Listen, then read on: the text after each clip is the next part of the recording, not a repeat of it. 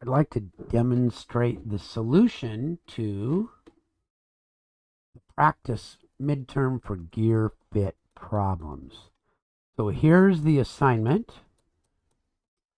I need to select from the given housing file and from the given pinion and drive gear a set of nominal dimensions and tolerances so that the fit gap per side, there it is right there, is between 0.005 and 0.015.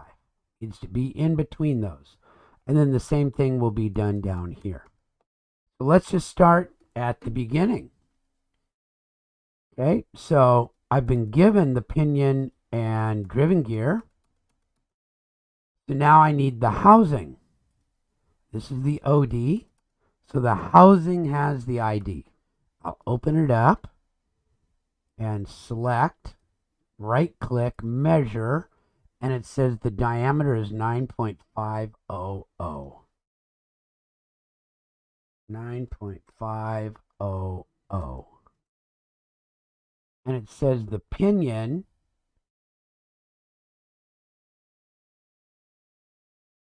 let me get the right one here. Measure diameter 2.468. 2.468. That's all I need from the inventor file. Everything else is figured out. So my driven gear, the nominal dimension is 9.5. Right here, sorry, the driven gear OD and the housing ID is also 9.5. Okay, the tolerances on my gear are +0, minus 0.030. So far, I'm just filling in the blanks. And on the housing, it's plus or minus 0.025. 0.025 and 0.025. And I get some things here. All these minus signs mean that the parts won't even go together. There's no clearance. There's minus clearance. That's an interference. That won't. So this definitely won't work. But let me go finish filling things out. My drive gear, 2.468. And my housing, 2.468. And again, these tolerances are going to be the same, so I'm just going to do a copy. So right there, you've done a huge amount of work on this one, just filling it in properly. But now I have to start guessing things, okay? So the first thing I'm going to do is I know that this has to be bigger somehow. The housing has to be bigger than the gear that's going to go through it. For sure. Let me make that a little bit bigger. I'm going to make it 9.510. And that did a little bit of good there. Why is that minus 0.03? Gear driven. That should be a 0.03. Sorry. And that should be a 0.03. You don't put the minus in here.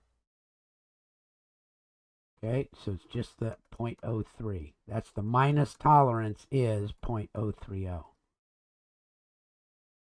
Okay, so I've got something there. Let's make this tolerance a little bit smaller, 0.01, and see what happens. Well, it's moving in the right direction.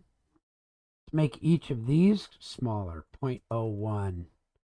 And 0.0, and I'm just starting to guess at things. Ooh, so I'm getting close. I'm 000 to 015, so that's getting closer. How about 0.005? That was another one that I used. 0.005. Getting there. 0.005. So I'm 020 to 015. How about if I make that 9.515? Oh, look at that. I got it in the range. They're both correct. I can make them green. They're between, or they're in the range of 005 to 015.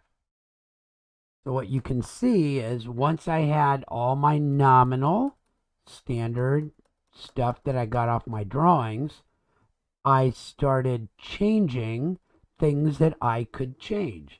Now I can change the gear too, but I prefer to leave that alone if I can. I'm going to change the housing if I can.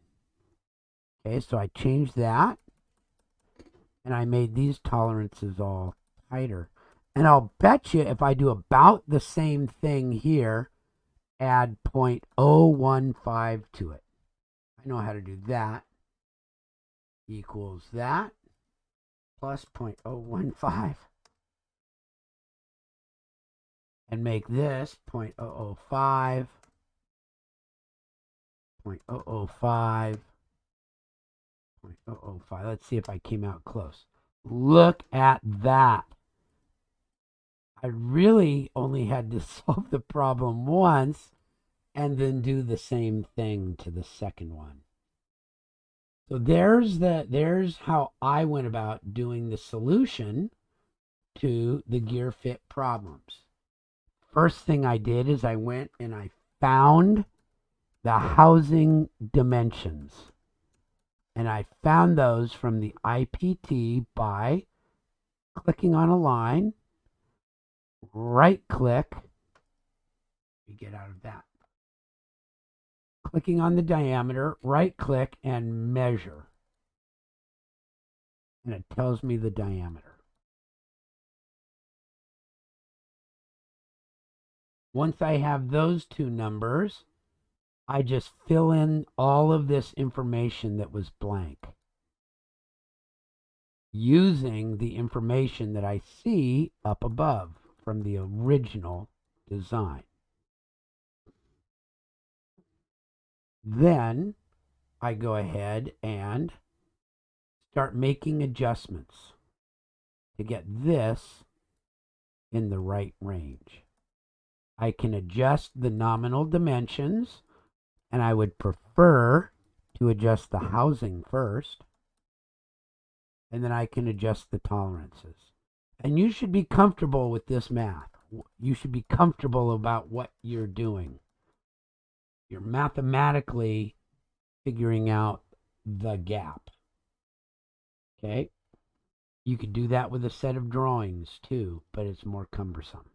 All right, so there we go. There's your solution for gear fit problems on the practice midterm.